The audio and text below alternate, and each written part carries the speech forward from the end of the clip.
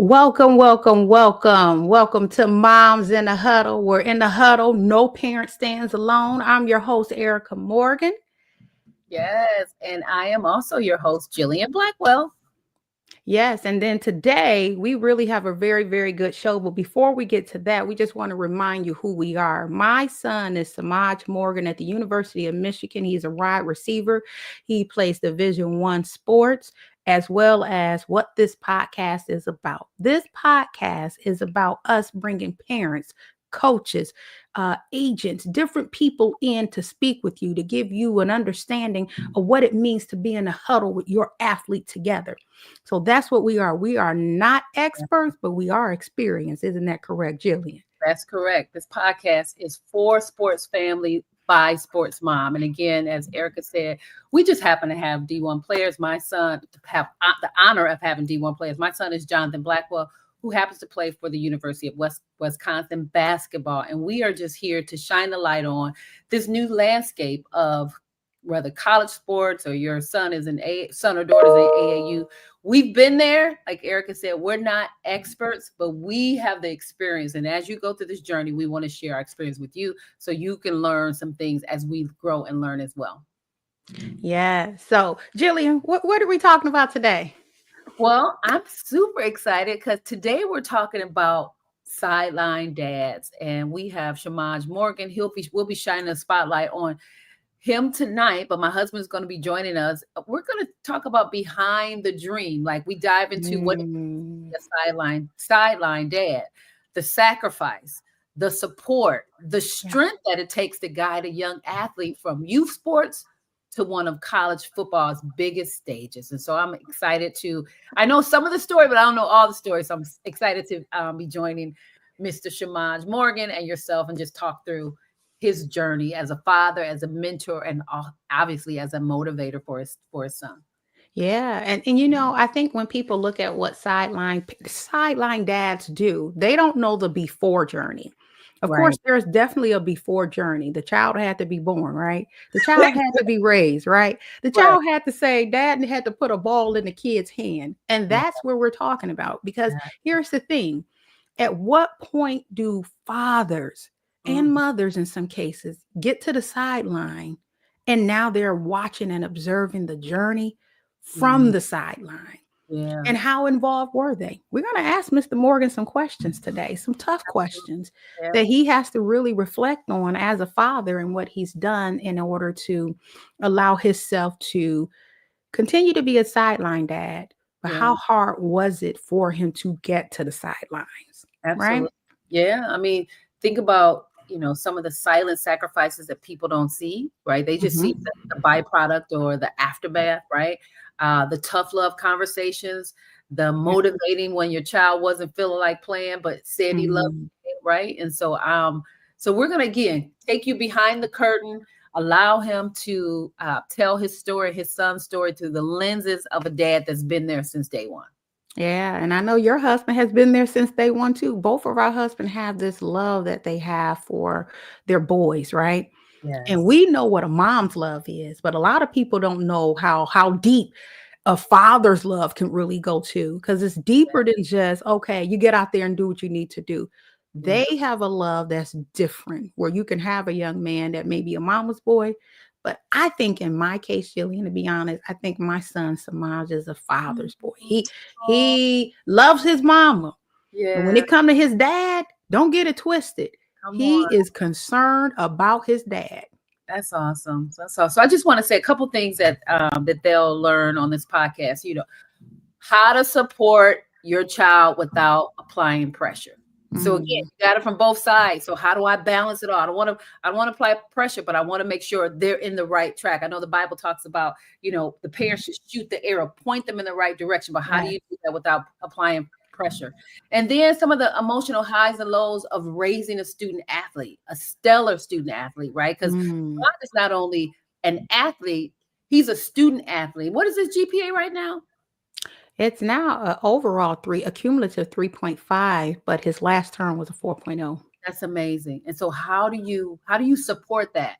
The balance of it all, making sure he stays focused, yes, and performs really well on the field, but also he's he's making sure that he's connected with his professors, that he's doing the work to make sure he's balancing both of those. So I'm excited about that. And then just a couple more things.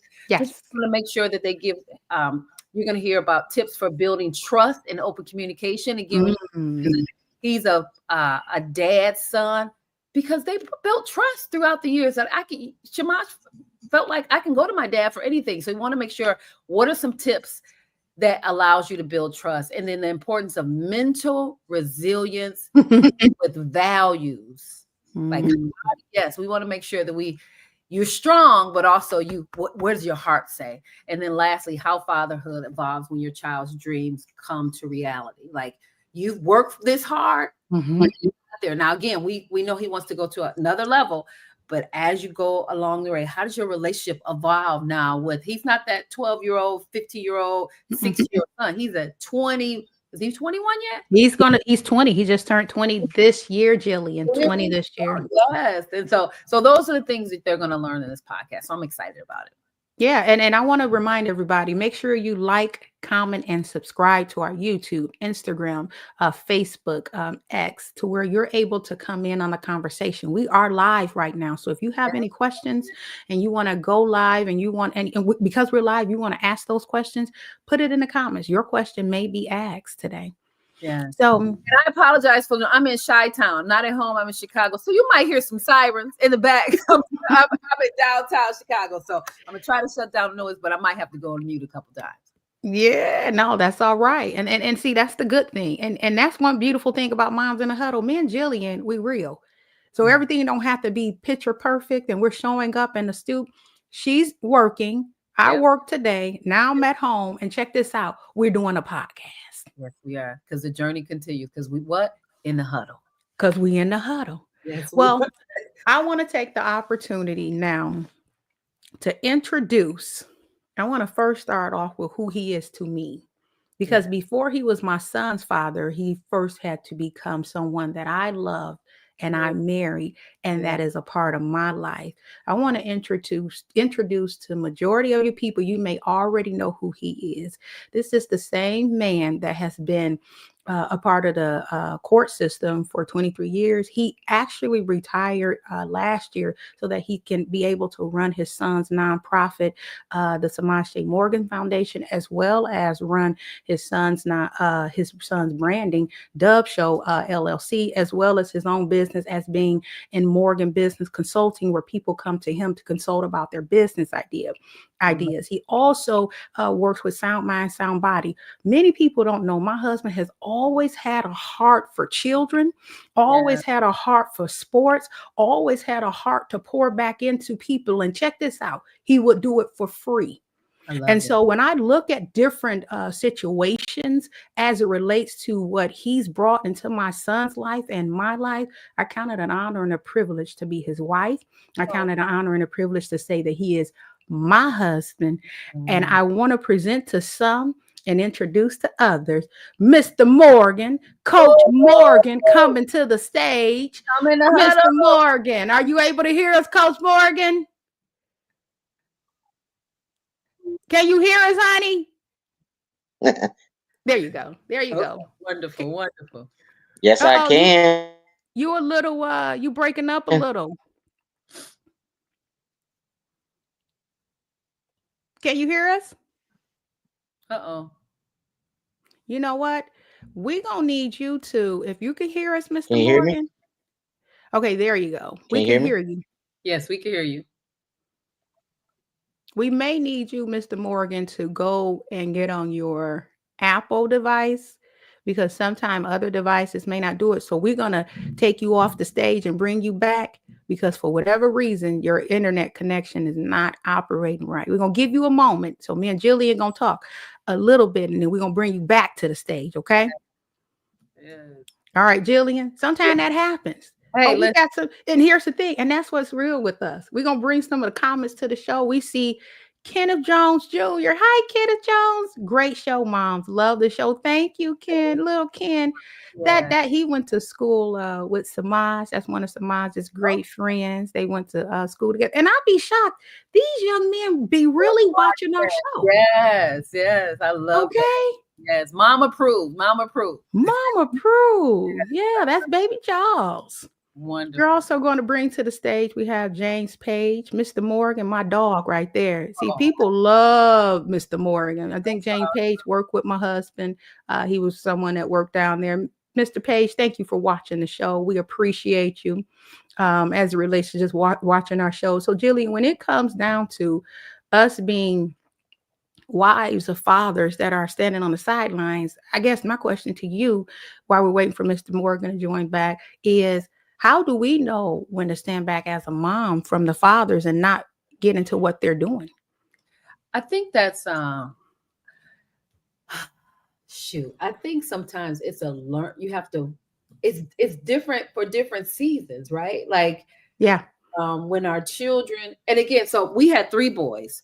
So Yeah. we had to balance the time. Like my husband at one time spend most of his time with Mackenzie, and I may have had Jonathan, maybe Robert wasn't playing. And so we divided our time. And so, and then when we weren't dividing our time, if somebody else was taking the lead or we were together, I would just follow his lead. Right. And I would say some things because I was just learning the game. Again, I happened to marry an athlete. Right. When I married him, I didn't even know what position he played. People asked me, I don't know. I didn't marry the player. I married the man. Right. So I was learning some things as I got to learn things. What was important? What do I need to do in terms of feeding them? What do I need to make sure that they're ready? And as I started learning the game, I made some mistakes. I would, tell him, I don't like that coach, or that coach cussing at my child. And my husband would say, well, he can't live in a bubble, babe. This is right. And so I had this idea that I could have all these straight leg coaches that didn't use profanity. And he, he had to tell me, every coach is not going to be, the way you think they are. That's right. You are exactly right. And so I had to learn from that by watching him. I had to learn from watching my kids, and I had to, I just learned through the process. Every situation changes. So it is. It's definitely different. Yep. We have some more comments. Hi, Erica from Diamond and Gift. Hi, fam. We're going to definitely have Diamond on. She is an accountant. She helps our boys out. She's an educator as well. Thank you for joining the show. Love it. We got a lot of people coming in. Paige, he said, yes, he's my mentor. Who else we got going on there, Jillian? Who else is in my family for life and beyond that? For life. For life. I can feel that love. Wow. That's wonderful. Wow. So as he's joining, I'm gonna ask you a question, Erica. Yes, ma'am. Oh, wait a minute. I think he's here. Oh, Let's see. Mr. Morgan, are you able to hear us? Yeah. There you go. I love it. And it looked like you are in front of the name of the Lord that says, hey. Is that true? Yeah. Okay. Well, welcome to the stage, Mr. Morgan. Cell phone. See, that's why you got to be on the sideline and not watching from TV, so you don't have these interruptions and webcams and all that stuff. That's why I'm always in the stands. That's why I'm a sideline daddy. I love it. I love it. Oh, that's right, Mr. Morgan. That's right. Because I ain't trying to miss the journey. Wow. We see someone that came in, Coach Glenn, coach my daughter's middle school basketball team. We got a lot of people coming in representing today, y'all. Yes. We got basketball family coming in. I love it. Love it. Love it. So, Mr. Morgan, I'm going to go ahead and just welcome you to our show. And Jillian's going to start some questions because we have some tough questions for you as it relates to how your son pretty much developed into who he is today. Yeah. So we were earlier today, Eric and I were watching a video of, I think our boys were probably 12 years old and they were playing basketball. And I asked them some questions, but I want to ask you this question. When did you first realize Semaj had a gift for football? Because he's had his hand in a lot of different sports as he grew up and as you coached him. I don't want to give everything away, but when did you realize he had a gift for football? Well, when he was young, we used to kind of play catch and he would catch the ball, and we started playing flag football at like 5 years old. Oh, I think we did one tournament and all the parents was complaining because he was tackling everybody. So I said, well, flag football is not going to work for you. We're going to have to put you in some contact football. Um, so as he started getting older, I started seeing him develop because we put a lot of time and effort into it. So maybe when he got to high school, I said, all right, well, you might have a little future in this thing. So maybe in high school, because we played basketball, we wrestled. I just tried to keep him busy. So when he started when he hit high school and then he made the decision not to play basketball anymore, I was like, oh, okay, we in this thing full time, so we got to get it. So really when I thought about it, and I think when he hit it was in high school, about the 10th grade. That's when I said, all right, dog, we got to hit it hard. And then of course COVID hit. Mm. So it kind of shut us down a little bit. So Yeah. Well, I will say, just as a mom watching you from the sidelines, I definitely applaud your efforts and everything you've done with your son. Let's go back to high school. Did you coach your son ever at any moment? And when did you feel you had to take your hands off and let someone else coach him? That's a good question. oh yeah. So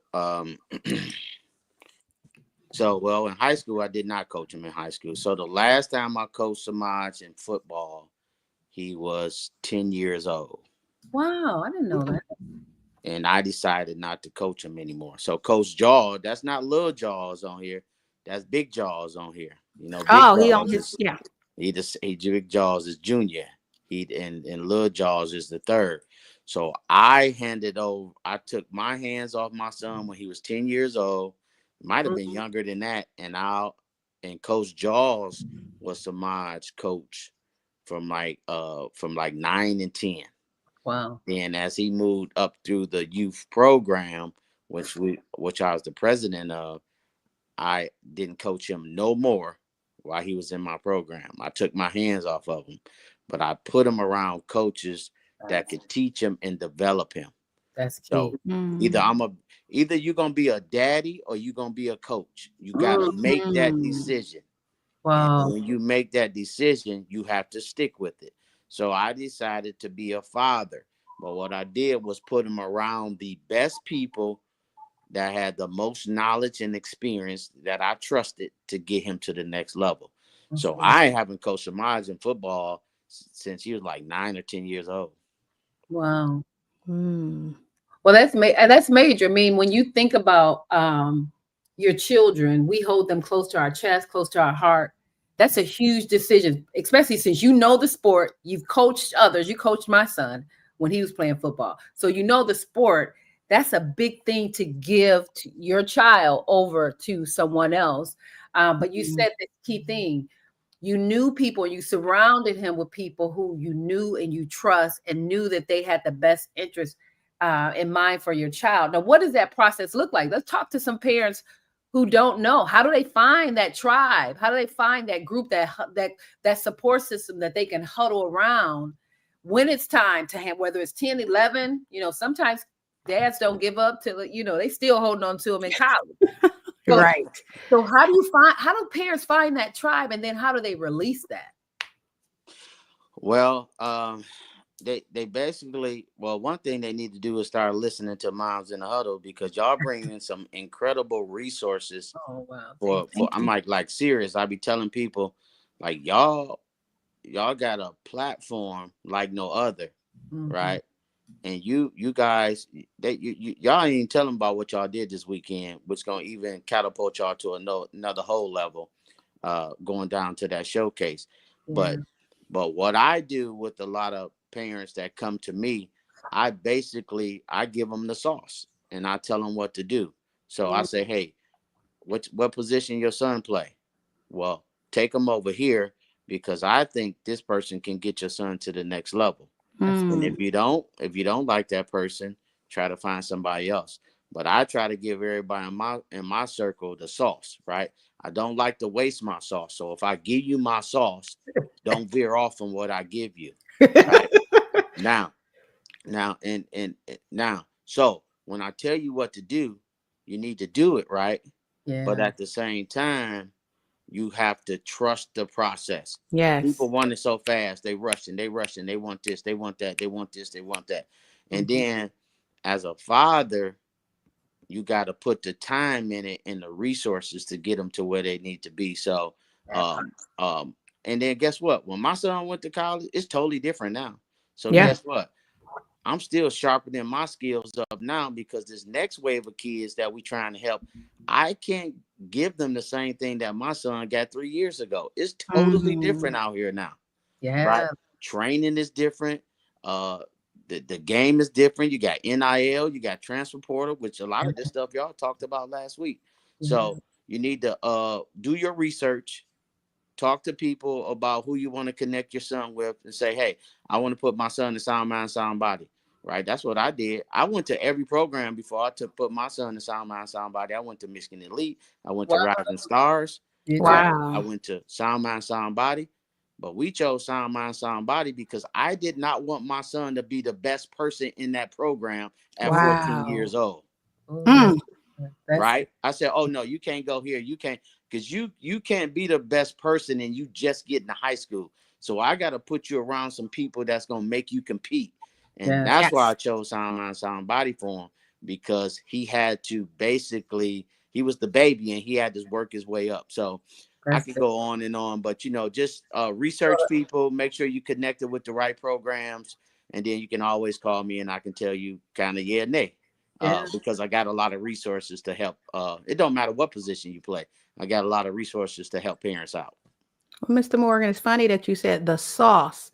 Kenneth Jones, which is his father, actually, he said the sauce got my son to Grand Valley State University from the Morgan sauce. Isn't that something? Thank you, Coach Ken. Thank you for pouring into him. And he also says, Jillian said, "What my sauce at? For some sauce. I was looking for the Where my sauce at? Hey, where that sauce at?" Jillian, you know what we was doing earlier. But here's the good thing. People are really understanding. Like Angie says, yes, I tell people every day, tune in to the huddle. This information you cannot get anywhere else. You guys are the source.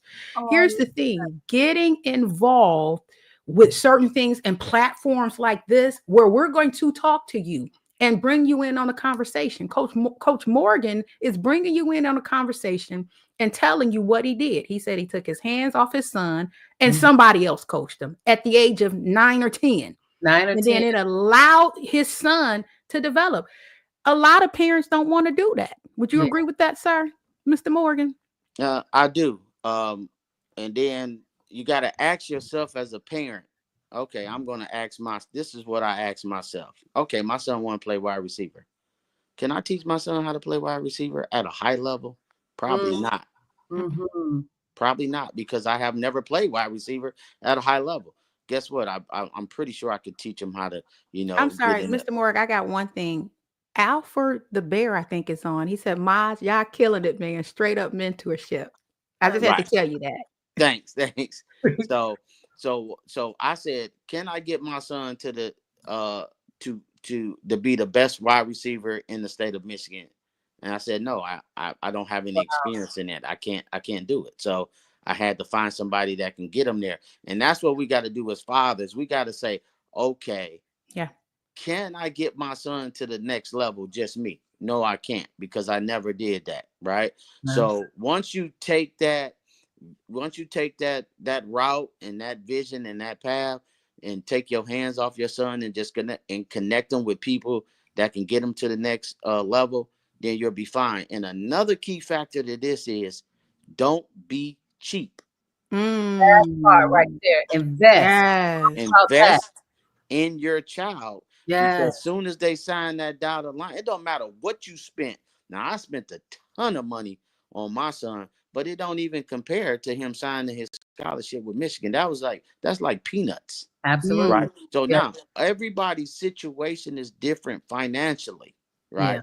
But you still got to make sacrifices. Maybe you can't go out to the club this week. Right. Maybe you can't buy them new pair of Jordans this week. You feel what I'm saying? It's some things that you got to do to sacrifice to help your child. It is a totally different world out here. If your child is not training somewhere, you're missing it. Yes. Wow. Yeah. So Yeah, it's a huge investment. You have to make, what I hear you saying is, you know, we have to make sacrifices for our children. That's right. It's the role of the role of parents to try to build a structure or strategy so they are better than we are. But I just want to go back to something you said, because I don't want to slide past this, because you said something about you have to ask yourself this question: can I take my son and or daughter to the next level? So you ask yourself that question, but sometimes you might be dealing with pride. Right. Because a lot of times dads may not release that because they think they can. They may have the conversation, or they go on the sideline, but they always jumping in, helping. How can and perhaps messing it up for the child. So they made the sacrifice. They've handed their child, but they still got that string and they're pulling. Yes. They're trying to tell you how to coach, and you're like, you brought him over here to me. Just speak to some of the dads that might be struggling with that whole pride issue, right? Right. My baby. Well, not even dads. Right. I've had the conversation with Erica about sometimes it's the moms. Like this Yeah. Yeah, moms is a little tougher than the dads in certain instances, right?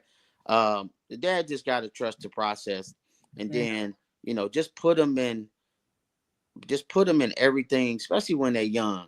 Like we play basketball, we play football, we wrestle. We used to start our OTAs with our kids in April. We used to work all the way through April, May. I'm sorry. For those in the back that don't know football, what is OTA? So that's your, they called it the travel. Oh man, I'm sorry. I just put it in the chat for me. Y'all know what OTAs. Okay. Off season training or something like that. Yeah. So we would like, and then we would put them in flag football. We used to take our kids everywhere and play flag football. We took them to the inaugural draft in Chicago and play flag football. I used to keep them in like Donovan and all them. I used to keep them a year. I used to keep them year round active. I probably went through 2 caravans when I had my little league program, because I picked up all the kids and we took them everywhere. So what I'm saying is, when they're young, until you know what they want to do, just keep them in everything, because basketball can help football players. Football can help basketball players. Wrestling definitely helped my son with a certain type of edge and balance and eye-hand coordination that he might have from basketball. Like, all those things helped him to who he is today. But dads, you just got to trust the process and kind of just say, hey, if you have not been there, how you gonna take your son there or your daughter there? And that's so true. And So, Alfred Brooks said it's called off-season training activities. Okay. All right. That's good. And so my question to you, sir, and this is going to be a deep question that we're going to ask. Do you ever feel like your identity is tied more to your child's success than your own journey? That's good. Well, because we got the same name. So, I try to do. So me and my son doing football season, we barely talk football. We talk more how you doing mentally. Wow. Right. Yeah. That's good. I don't need to talk to him about football when he getting football every day. Right. We might talk about a few things schematically, what they doing, but I just kind of tell them you're doing good. I try to motivate them. Right. But I try to help him far as like we're connected, because I have always been there, and I'm always going to be there. You feel what I'm saying? So I advocate, and I'm a voice for my son. So we always going to be connected. He's his own man. He's standing on his own 2 feet. Right. But as a dad, I got to make sure he's not stumbling. And make sure I keep my hand. Because guess what? If I turn my son loose, then guess what? It's a whole lot of vultures, and it's a whole lot of people out here. Like, we want you to know, when you see my son, you best believe, oh, his daddy ain't too far away from here, because I'm not going to let people come in and use him and abuse him. So I got to protect him. But guess what? Everything that we do, he either says yay or nay about it. I don't tell him anything that he has to do. He makes his own decisions, and that's key. I say, hey, you want to do this? Nah, Dad, I'm not really feeling that. Hey, you want to talk to this person? Nah, Dad, I ain't really kind of feeling that. Yeah. But I'm just a voice for him to help him shift through all this stuff, because it's a lot. Yeah. He got school, he got football, they deal with injuries, they deal with mental health, they deal with nutrition, they deal with people calling them all the time, trying to do this deal or that deal. Mhm. So we are connected. We always gonna be connected, and that's just the way it's gonna be. But he is a young man. He's making his own decisions about a lot of things that he do. But I just need the people to know that his father and also his mother That's is right. always going to be around. They in a huddle. They in a huddle together. So I know. So I want to get. I know we're gonna talk. I know he's in college right now, but I want to go back for a second, because again, he's a young man now. But I just want to talk about, some of the things that we may or may not know we're doing. So I want to ask you a question about balancing, pushing him to excel and allowing him and giving our children a room just to be kids.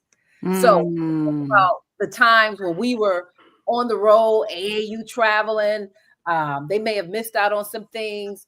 We see the harvest of that now, but if you can go back to when they were younger, was there a time when you felt like, I just want them, or maybe they said, your son said, can I just be a kid? Was there ever a time that you felt like, I see Erica shaking her head. No, because, and I'm gonna tell you this before you answer that, honey.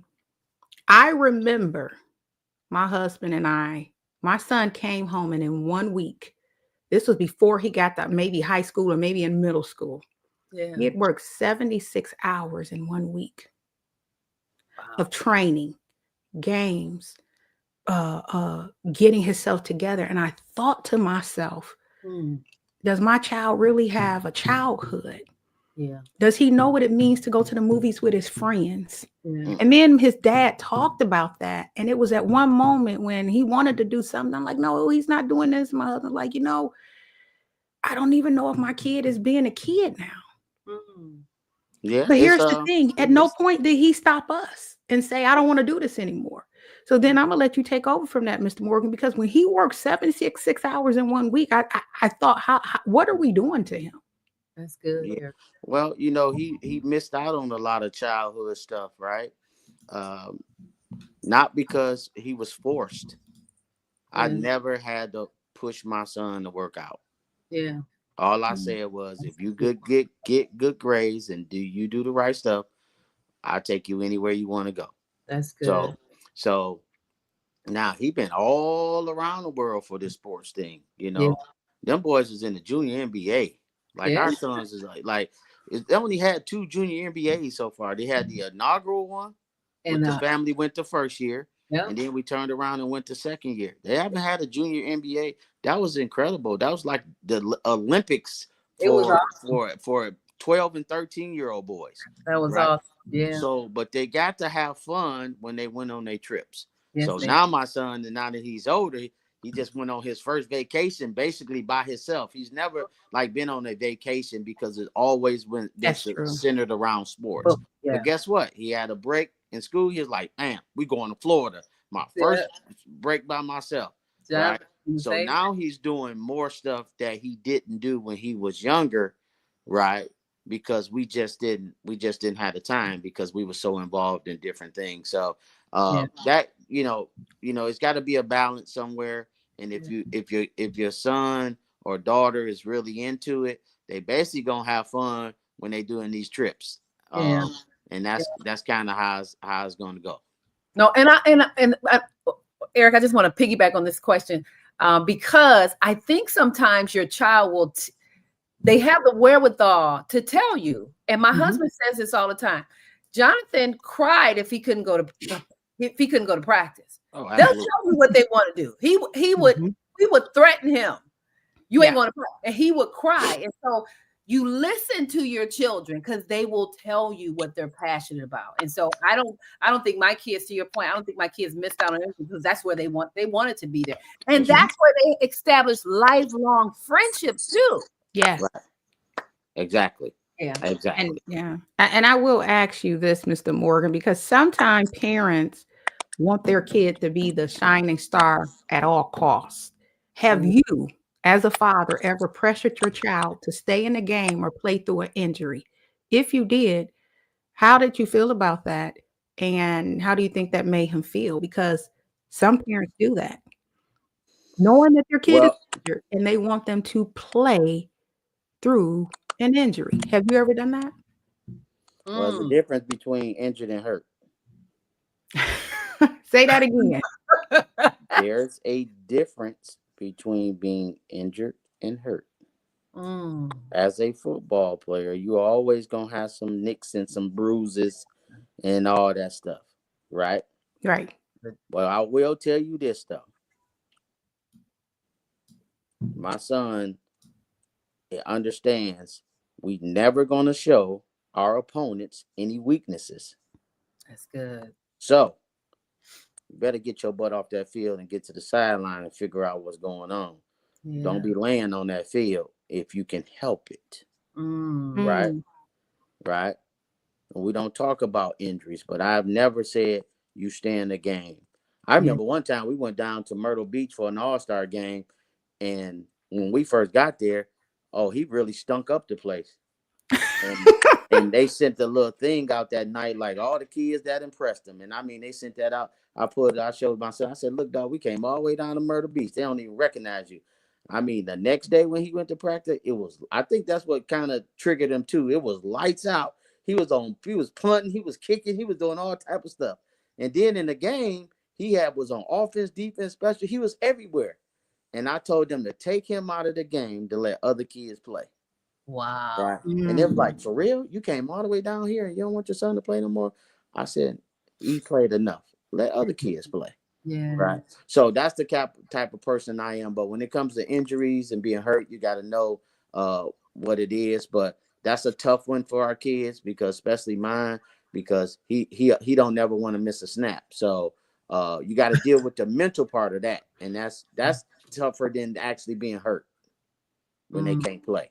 So you got to know how to balance that. So now, like I say, I'm a dad, I'm a social worker, and basically I just make sure that I keep my son mentals tight at this point. That's good. So using the fact that you are a social worker, right? All dads aren't a social worker, so you are able to incorporate that. But can you talk about, what is something that people might not see when it comes to what it goes into raising a student athlete? I'm sorry, what was that? I'll say what goes into what now? What is something that people might not see when it comes? So we talked about, you got to make an investment, you got to listen to your child. But what are some key things that you would say? You may not see this, or like you mentioned, one thing you said, when it's game day, we don't talk about the game. Some parents, soon as you get in the car, we talk about what play you do, why you do that. So what are some things that people may not see about your relationship with your child that's a nugget the fact that you're a social worker, those types? I'll give you an example. Let me give you an example. Maybe this might help with the question. I have a girlfriend who's a therapist, and I will watch her relationship with her child. My kids were very small. Her name is Dr. Sabrina Jackson. You know her son, right? Yeah. And I said, what's the deal in your relationship? You have an excellent relationship. She said, I have learned when my son tells me a story, I don't show facial expressions. I allow him to talk to me. And I started that at a very young age. So every time he says something, I'm not shocked. I might scream after he leave the room. I can't believe you just told me this. So that was a nugget that I took from her. And I have a very good relationship with all three of my boys, because when they talk, I don't show any facial expression. I'm like, okay. Oh, sure. That's hard for me. So you're trained. Yes. What are some things that you would, a particular nugget that people may not see that you can give them raising a student athlete?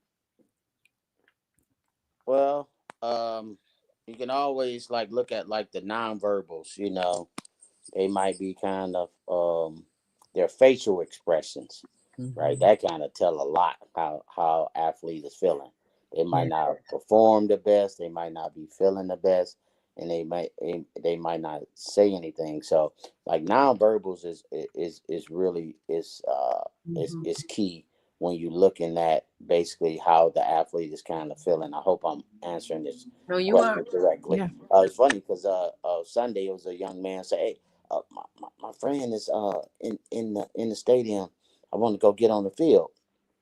And I said, "Well, you can't get back on the field. Your session is over. It's session 3 and session 1."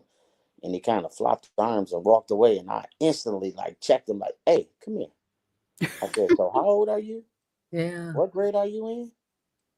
I said, "Dude, you can't be showing emotions like that if you're a football player because you might mess up opportunities. Wow. I might be a collegiate coach. You don't really know who I am. Yeah. And you might mess up opportunities." So, I just say that to say it's just little things that we can do to help it. It don't have to be my son. It can be any athlete. If I got an opportunity to help you, I'm gonna help you. That's That's just the way I am. You can call me. I can uh, direct you somewhere, tell you about somebody. I get calls like that all the time, and now that we're about to be doing this top 208 rising ninth grade camp, it's like parents calling me like crazy. I'm introducing players that's in high school to like financial advisors and awesome. tax people. Like if we have the sauce, we gonna give it to you, and That's that's what we about because it's do is I'm doing a disservice if I'm not sharing that information that I have. You can't be a hoarder. Like you can't hoard this information and try to keep it to right. yourself because Right. like Bill Johnson dad, Deion Johnson, I mean, he basically took me under his wing for the last 2 years and showed me basically everything that I need to know about preparing my son to come to Michigan. Uh, he has helped me out when it comes to NIL deals, Yeah. who I should be involved with, who I shouldn't be involved with. Right? Right. He has included us in some NIL deals and some meetings that I'm thankful about because he helped me through this process. So That's guess what? So Jacob Oden is a freshman at Michigan. So guess what? Now I'm giving back to him and Coach Rod Oden, who is a big time, one of the best high school coaches in Michigan. But guess what? He called and asked me, "Hey, how do we do this? How do we do that?" And yeah. now I'm giving back to him and whoever parents at Michigan or parents all the world. Listen, we got relationships with players all around the world. Yeah. Tennessee, Kentucky, UCLA, Oregon. Like we have a relationship with a lot of kids around the world, and we just want to be a resource to them. So at the end of the day, we just want to give back in any capacity that we can. So I hope I answered your question. I hope I'm not rambling, but No, this no. subjects are important because everybody needs a good mentor. You can't act Yeah. like you know everything on your own. When you get a good mentor, listen to what they say and You do. kind of follow what they say. Like humble yourself and do what they tell you to do. And if it's something that you might not understand, make sure you got a good relationship where you can come back and say, "I really don't quite understand that," or That's I'm looking at this guy, or I'm looking at this lady. Uh, what should I do?" And then yeah. hopefully they can give you that advice. That's good. That's good. Yeah, that is good. Well, I want to, before we get out of here, I want to take you to a moment that was a high point for you and Samaj. And I want you to, once we Yeah. watch the video, I want you to tell me was going through your mind as a father when you were listening or when you sing this and when your son had arrived at a level of maybe um, a championship level. Okay. I'm about to show you a video. Are you able to hear us, Mr. Morgan, still? I am, Okay. but this phone.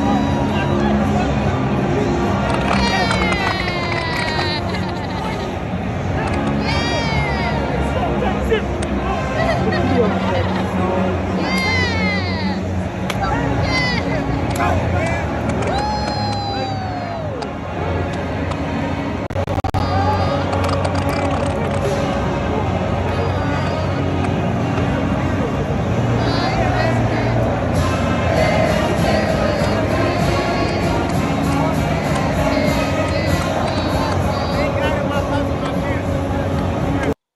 So Bring You my mom. saw that? You seen that video, Mr. Morgan. What was that moment for you? Oh, that was incredible because it's crazy because we couldn't find each other. You found them, but I Wow. couldn't find them. I couldn't find them. It was just like super chaotic. That was just a special moment for us as a family because that's why we chose to come to Michigan because I knew we would win a national championship at his freshman year. Wow. Because I was able to do official visits. Coach Bell is there. I used to come to practice. We do camps, and I'm like, man, this team is loaded, and I'm a Yeah, pretty good judge of like talent. And I was like, dude, this team about to be special. that's And good. that was just wonderful because he was a freshman, and he got to be a part of some things that usually freshmen don't get to be a part of. Right. Yeah. Because he was kind of instrumental in helping Michigan win national championship and just playing. So that was a great feeling. We're looking to hopefully get that feeling again this year. But when you at the top, it just no feeling like being at the top. That was incredible. That's what we dreamed about, Yeah. being national champions. We got a special bond, and that's what we were sharing with each other is our bond Mm, on that floor at the national championship. yes, that That's is awesome. awesome. Well, Mr. Morgan, we want to thank you for your time here with us today. Thank you for being in the huddle. Before you leave, can we get I got tell? more questions, but we gonna talk. Oh my good Jillian, you know how we do. I, Let me you know what? Let me let you be you, Jillian. Go ahead, sister, because you're right. We be wanting to get it out, don't we? yeah, because we see that Yeah. that celebratory moment, right? Yes. But what was it like watching Semaj like take the field for the first time at U of M? Oh, yeah, that's a So I good so one. I see the celebration, but what was it like? You've gone, you've done the traveling, you watched him play. I don't even know what it's called when they little league football. I don't know what's called. You went through middle school, you went through high school, and now he takes the field as a freshman for the first time. What was that feeling like? That's part A, and I got a part B, and then we can kind of wrap it up. Okay. Can you let me in on the other laptop because I If don't if know. it operate right, we about to go, but let's see. Well, he can come sit next to you. No. No, no. Okay, all righty. Can y'all see me? Hear me? We We can see you and hear you. pull That's your not our Can living you see room, me? y'all. You need to pull it down. There you go. awesome. Yeah. Can y'all hear me? Awesome. Yeah. So I will repeat my question. Right. So we saw the highlight, we saw the Okay. real tears pouring, hugs, moment that you have captured that is engrafted into your brain. But what was it like the first time you saw your son, your baby, on the field at University of Michigan? What was that like for the first time? Oh, that was unreal. I was pinching Yeah. myself every day. Yeah. I went to practice probably every day. Wow. I did Wow. not miss a practice. Actually, doing spring ball, I didn't miss a practice, and then fall ball, uh, Coach Harbaugh said, "Hey, you haven't been at practice." Now I said, "Yeah, I know, Coach." I said, "I'm just trying to, take my hands off, stop being a sideline dad." And he was Yeah. like, "Oh no, you got to come to practice." He said, Yeah. "Because your son is going to practice harder if he look over there on the sideline and see you there." That's true. And Wow. he said, Wow. "Because I coach harder when I see my dad on the sideline." Oh, Mm. So wow. he told me that. He's like, "No, I don't want you to miss practice. I want you at practice." So I said, "Okay, cool." So I came to practice even I started coming back. But Yeah. yeah, that was his message to me. He was like, "Haven't seen you at practice." I said, "Well, coach, I'm trying to just, stay in the back."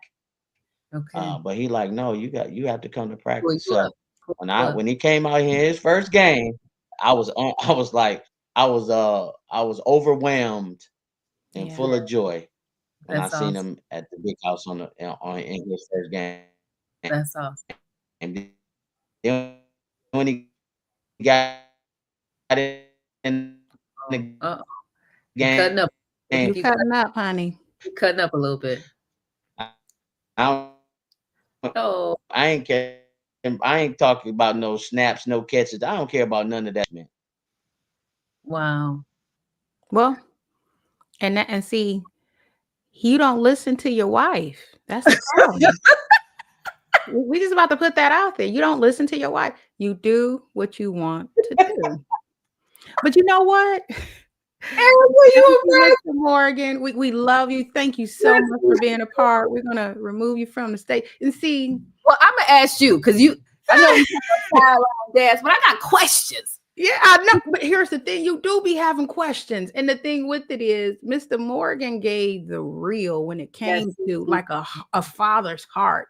That's Yeah. one thing I can say. He said some things that I hope that people that are listening Yeah. that are going to take it away and understand, take away from this conversation that he let his son go. He knew when to not be the parent that's okay. I showed up at practice all this time, then I knew how to stop. Because Yeah. Jillian, you got some parents that's like, why my kid ain't playing? They're Yeah. they're worrying coaches. They don't know how to be a sideline parent. They Yeah. want to make sure that their kid is on the field. They don't know how to let go. Yeah. Because eventually you get to college, you can't have that same thing that you Yeah. had at high school where you can go talk to the coach because now you're dealing with a collegiate level. Then when Yeah. you get to the NFL or the NBA, you're dealing with another level. So what happens is you got to know when to take your hands off. Yeah. And even in high school, I mean, you have to learn how to. This may not be the right time to go talk to the coach. This might not be the Mm, tone that you should use to the coach because what mm, happened is the way the tone that you use to the coach shows up at practice. You ain't there. Now they taking out on your child. They taking it. They verbalize to the mm. child. They're not taking out on your child, but they benching your child because of stuff you have said. Yes. So we just have to, and it's hard. Listen, I know. I was married to an athletic director. Mm. There were times I wanted to say stuff, and I just like, let me just close my mouth because this is God. This is what Yeah. he say. And so it is hard when it's your baby. Because Hmm. again, I'm talking to middle school parents, I'm talking to high school parents, and it's your baby when they college, Yeah. but they are growing adults, and you got to let them grow up. It's hard because I'm still living it. I'm not. I will raise my That's hand. okay. I'm sorry. He said, sorry, y'all. Mr. Morgan, you said a lot of great things. That's all right, honey. You're not sorry. That's all right. It's all right, but Yeah. but but what was I saying? I said, I'm still learning. I have a 17-year-old, a 20-year-old, and a 22. I am still learning how to let go, Mm, let them grow up. that's another show, Jillian. Yeah, Because here's the thing. You are so right. At what point, and this can kind of go with today, do we let go? Do yeah, we allow them to get off and learn how to navigate life? See, I think there's like a fine line with yes, your kid is navigating life and their career, which is football or basketball or the sport. And while they're navigating it, you're to the sidelines. And when you're called upon by your child, not by yourself, mm, from the sidelines, then you step in when needed. yeah, See, I had to learn. My son is 20 years old. And even with Mr. Morgan, he let go way ahead of time as a coach, the coach's son. But even as moms, we got to know how to let go and let them be young men because I got offended with my son. I'm just mm, going to say, I told my son to do something, right? And you didn't do what I told you to do. Well, now I'm dealing with a kid that's coming from being a teenager that's trying to come and be an adult and paying his own bills for 2 years. He's doing his thing, and I'm telling him what he have to do. And it yeah, was like I had to figure out when he said, "Well, no, I'm not going to do it. I'm going to do it this way, mom." Of course, respectfully. Then right, I'm like, I'm offended But see, I got myself offended because I didn't know how to let go and just let him become the young man that he needs to become, separate from mama always holding on to guide your life. Because that's what we've done through middle school, from birth, elementary, middle school, high school. And here's what we do. This is what some parents do. They are trying to make sure that their kids get to their purpose and destiny, but then they get in the way. Yeah. Yeah. And I'm just going to be real. It comes a time when you got to trust God. I remember when we dropped off Jonathan, and we were there for a weekend. Yeah. And we had the key to his apartment, or dorm, key to his dorm, packing up stuff. And we were about to leave, and he had his key. And so this first time we had to buzz in. Like, I was accustomed to having full access. Right. I was like, what is this buzzing in? What is this waiting to come into my son's space? That was an eye opener because it's his space. It's his space. Buzzed in. That was new. Then when we walked out, it seemed like a bunch of girls had just flocked to the dorm area. I was like, what are these girls? And they had on the shorts and the booties out and all that. That's we're having a whole nother session about girls. Yeah, that is. I got in the car with my husband, and he said two things to me. He said, first of all, you can't be grimming the young lady like that. You can't be giving them looks. And the second thing he said was, Jill, we have raised him, and you got to let him go and trust God. Yeah, we have instilled some things that we believe that he's going to, without us being, and I don't know, I don't know what he did, but I had to release it on the drive home. You do. Sometimes I pick it back up. Then I release it. And so I'm just being real. I had to pray. And we do. But that's the beauty about letting them become young men and learning how to be sideline parents, because it's all about knowing your place. Yeah. And that's the biggest thing, is knowing your place. I always say you don't know what you don't know. But when you start finding out, respect it and operate accordingly. Because if you don't do that, you're going to get your feelings hurt. Some parents may have disassociated and their children are no longer together with them because they don't want that life no more of you controlling them. And you have to learn how not to be so in control of your kids' life. You got to learn how to let go. Yeah. And so they're going to have their journeys. Yeah. So. All right. Well, Erica, we got to do our legal and our marketing. Yes. Well, here's the thing. My legal moment is going to be short and sweet. Okay. I want parents to understand and know, and we're talking about contracts when you're going in there to sign a contract or sign whatever contract you're signing, whether it's your son's apartment that he's renting or whether it's your son's NIL contract, whatever contract that you can think of. I want parents to know each contract is always negotiable. I even negotiated my son's apartment contract to where they wanted, you want 60 days to move? We want you to do 60 days to move out. I said, no, 30 days notice. So you can go in there and then they'll change it for you. Everything don't have to be just because they give it to you as the contract. Think about it, that when you go in to rent an apartment, Jillian, they got a lot of stuff in there.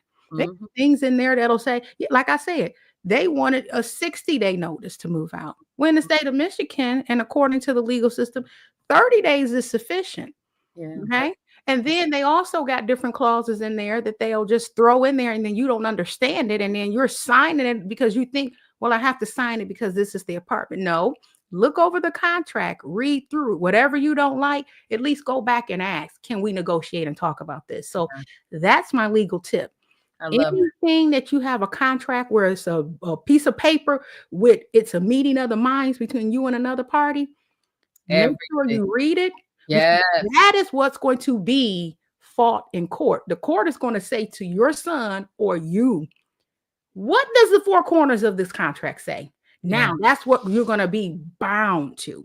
Yeah, I love that. Negotiate your contracts no matter what it is. And I have to emphasize, because we always say we're not experts, we have experience, but in this area, Erica is a sitting judge. She's an attorney. So this ain't something she Googled. I'm not a judge. I am a judicial officer and I am a friend of the court referee. But what I will say is this: when it comes down, I've looked over contracts as an attorney. I've looked over contracts, and I would always go and I tell people every contract is negotiable. Your gym membership contract is negotiable. See if they'll change some of those terms in there. They may charge someone else $20. See if they'll charge you $10. Ask. That's what you have to remember. If you don't ask in any negotiation, you don't know if they'll change it for you. You only know if they'll change it for you if they ask. You may read some things and say, I'm not comfortable with that. Right. But if you're not comfortable with it, ask at least if they will adjust something, anything in a contract. Any contract is negotiable because majority of the contracts we sign in life, majority of them, they're not going to tell you, hey, you know what? You don't like this? Tell us you don't like it. You got to tell them you don't like that. And then let them tell you, well, we'll change that around for you. I found that when I say that, hey, I don't like that clause. I don't like you putting this in there. I even told them, they told me they're going to take a gym membership out on the 15th of the month. You can say, no, I want it out on the 20th of the month. And I want it in writing. You know, I want my pay. So it's so many things that when you think about a contract, legal contracts, when you go to a court, they're only going to say, where's the document? Where's the meeting of the minds? And this is the three things I want you to understand when you're making a contract. You need an offer, you need an acceptance, and you need a consideration. And it can't violate the statute of frauds. That's just a small thing, meaning different things like you're two married people, you know, like a marriage contract, a contract that goes over a year, different things that they're going to put in there. You guys don't know what those other clauses are, but just think about it. If I'm going into a contract, offer, acceptance, and consideration. What's the offer? Did I accept the offer? And what is the consideration of this contract? Right. I can change those things. Okay. Love it. That's the legal moment. Yes. And that's the legal tip. Yeah. I want to emphasize this is not our opinion. This is stuff that we've lived and done. And so I want to give our Moms in a Huddle marketing moment. I've spent plus 25 years in marketing. I worked for companies like Xerox, AT&T, Microsoft. Now I work for Amazon. And our marketing moment is all around your personal brand. Believe it or not, your student, and this is for parents, this would be students as well if you're listening, your student athlete already has a brand, even if they don't realize it. And as a parent, as a guardian, as someone that's supporting them, you play a major role in helping them shape it. So I want your brand, you can say it in a sentence, and there's a power in your personal brand statement. So I want to paint the picture for you. Let's say it's Johnny, or Coach Johnny, and Coach Johnny is scrolling through a highlight tape. So he's 10:30 more. He's exhausted, but this is his job he got to do. He's tired. He's watched 15 players, just like your child. Your child is in there in the mix. So they have similar stats, same position, same ambition. He clicks more, and then he sees a short bio. 2026 quarterback with a 4.0 GPA, dual threat leader on the field and in the classroom, passionate about youth mentorship and faith. Something all these other 15 other kids didn't have. Your son or your daughter told them in one sentence who they are and what they're about. And suddenly it's not just another name, it's a story. TikTok, everything is about storytelling. What story, what brand, what message are you giving to people who are reading about, seeing about, and hearing about your son? So what it said, he's a student, he's a leader, he's a human with character, he's disciplined. Talked about his 4.0. He just wasn't talking about his 40-yard dash time. He was saying who I am as a person. And when someone is recruiting your son, they're not just recruiting an athlete, they're recruiting a whole human being. So if you can say what your brand is in a sentence, have it in a sentence and use it in every place that your student athlete is in. Use it on their Instagram bios or their Twitter bio. Use it in the email intros when they're sending something out to recruiters. Use it in their podcast interviews. Use it even in their college applications, and it will go. You will not believe that it will allow your child to go above all the noise, above all the sameness, and they'll have clarity. And when you have clarity, that brings the currency. So that's my marketing moment. our student athletes and parents, please help I your love child that. establish their personal brand. Wow. I Yeah. love that, Jillian. I think I'm gonna take that little marketing moment for myself too. Yeah. Hey. Say it in a sentence. Say Well, it. we've come to our last ending. Yes. We're moms in the huddle, right? Where We they at? want everybody to like, comment, subscribe, go to our YouTube, tell Share. your friends and family, and share. Thank you, Yes. Jillian. Yes. Share what you've learned today. Don't keep it to yourself. Don't be the gatekeeper. Don't say, no, we're just going to only listen to Moms and Huddle and not share. Don't be the gatekeeper of this. Share with your friends, especially with people that have kids that are in any sports, not just football and basketball, any sports, because in the huddle, no parent stands alone. Absolutely. Well, this was good. We got some great upcoming shows. We're going to invite, I see this young gentleman, Jacob Goodman, in the house. We're going to invite him in, a young professional coming up, full of wisdom. My husband is going to be coming up from his angle of being a sideline dad. We have Reggie McKenzie with the Reggie McKenzie Foundation, who was played for UofM. We used to brag about this. We don't brag about it now. He blocked for O.J. Simpson. That's a whole nother story. Played for Seattle. But has an amazing story, has ran the foundation for 50 plus years. We're going to bring some agents. We got a lot of stuff already lined up. We got Jordan and Chanel Rassam. They're going to be coming in next Monday. We're going to be sharing look at our Facebook, look at our Instagram. We post the people that are going to be on our show either that day or either the upcoming week. And as you see, we just kind of get on and post. We just say, what we doing? Who's coming? All right, you want to do it, Jillian, today? See, that's what being a Moms in a Huddle is. It's not so strict. It's not so set in stone. We get on here when we have a show for you. But next week, we will have Jordan Rassam. We will have his lovely wife, Chanel, coming. They're going to give you some knowledge about the sports agent side of it. And I'm just excited. And thank you, Angie Vasquez, for always sharing on Facebook for us. We appreciate you. We appreciate the love. And we just want you to continue to stay in the huddle. So, Jillian, Moms in the Huddle. Where they at? In the huddle. Moms in the huddle. Where they at? In the huddle. Moms in the huddle. Where they at? In the huddle. That's the anthem. Get them hands up. Hey, always remember, you in the huddle. Yes. All right. Have a good one, guys. Thank you, Angie. She said I push it to all the football groups on Facebook. Yes. Thank you, Angie. We appreciate you. Thank you. All right.